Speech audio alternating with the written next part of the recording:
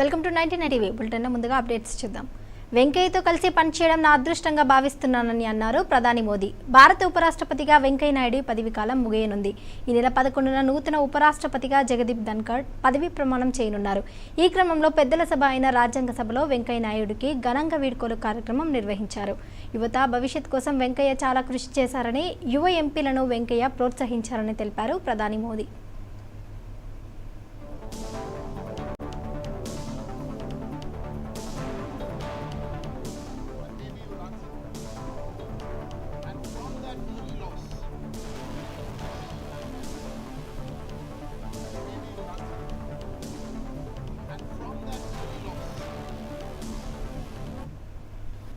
Listening, learning, leading,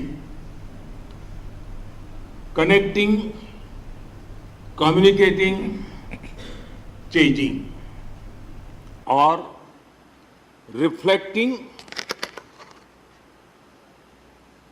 reconnecting जैसी किताबें आपके बारे में बहुत कुछ बताती हैं. आपके ये अनुभव हमारे युवाओं को गाइड करेंगे और लोकतंत्र को मजबूत करेंगे.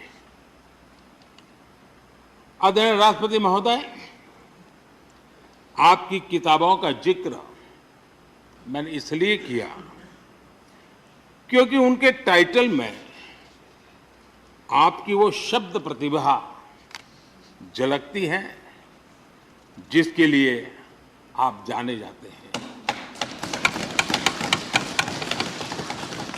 आपके वन लाइनर्स बीट लाइनर्स होते हैं और विन लाइनर्स भी होते हैं.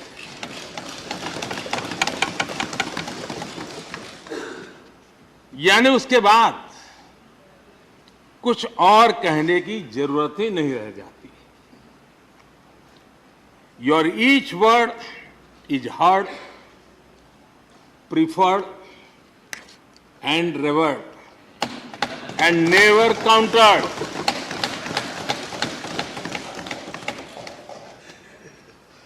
कैसे कोई अपनी भाषा की ताकत के रूप में और सहजता से इस सामर्थ्य के लिए जाना जाए और उस कौशल से स्थितियों को दिशा मोड़ने का सामर्थ्य रखे. सचमुच में आपके इस सामर्थ्य को मैं बधाई देता हूं. साथियों, हम जो भी कहते हैं वो महत्वपूर्ण तो होता ही है, लेकिन जिस तरीके से कहते हैं उसकी अहमियत ज्यादा होती है. किसी भी संवाद की వెంకయ్యతో కలిసి పనిచేయడం నా అదృష్టంగా భావిస్తున్నానని అన్నారు ప్రధాని మోదీ. భారత ఉపరాష్ట్రపతిగా వెంకయ్య నాయుడు పదవి కాలం ముగియనుంది. ఈ నెల 11న నూతన ఉపరాష్ట్రపతిగా జగదీప్ ధన్కర్ పదవి ప్రమాణం చేయనున్నారు. ఈ క్రమంలో పెద్దల సభ అయిన రాజ్యసభలో వెంకయ్య నాయుడుకి ఘనంగా వీడ్కోలు కార్యక్రమం నిర్వహించారు. యువత భవిష్యత్ కోసం వెంకయ్య చాలా కృషి చేశారని, యువ ఎంపీలను వెంకయ్య ప్రోత్సహించారని తెలిపారు ప్రధాని మోదీ. ఇక వీడ్కోలు సందర్భంగా వెంకయ్య నాయుడు భావోద్వేగానికి గురయ్యారు.